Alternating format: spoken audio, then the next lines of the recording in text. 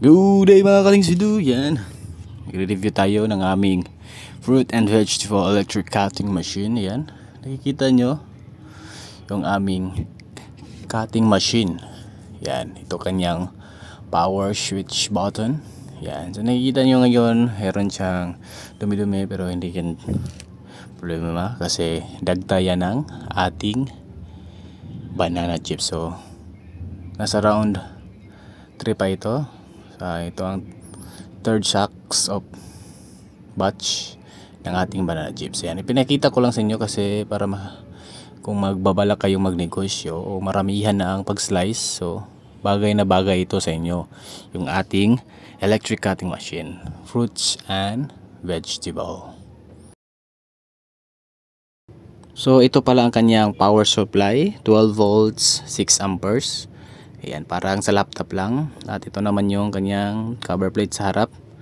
Tinanggal namin para hindi magstay yung mga slice, kaya parang nababara siya. So tinanggal namin para diretsong hulog na sa baba.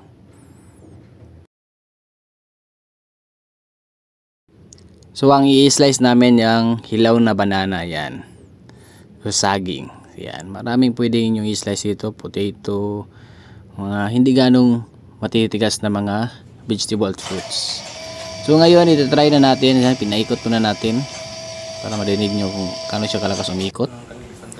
Yan, ito naman sa likod niya, dito natin nilagay yung saging. Nasa sa inyo yan kung naka-slant or straight yung saging. Ito parehaba kasi yung saging natin, so kaya yan yung style niya. So nasa sa inyo yan kung pabilog yung saging or by straight. Yan, nilalagay siya at pinupush yan.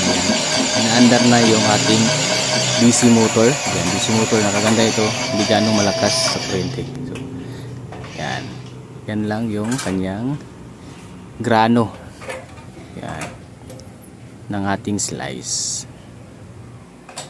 May knob sa gitna, yan, dyan natin i-adjust yung thickness ng ating cutting. Yan, so madali din siyang i-operate, counter or clockwise.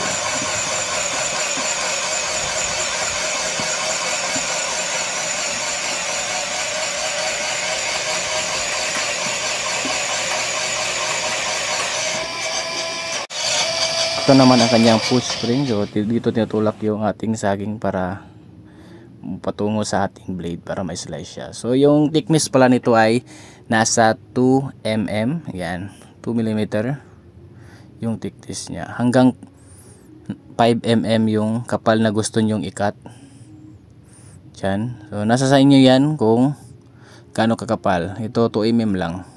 So yan yung slow motion ng ating slicer. So ayan, sana mayroon kayong nakuha idea sa kung magbabalak kayo ng negosyo, maramihang cutting na talaga. So ayan, ilalagay ko ang link sa description below. This is Rometric. Things we do.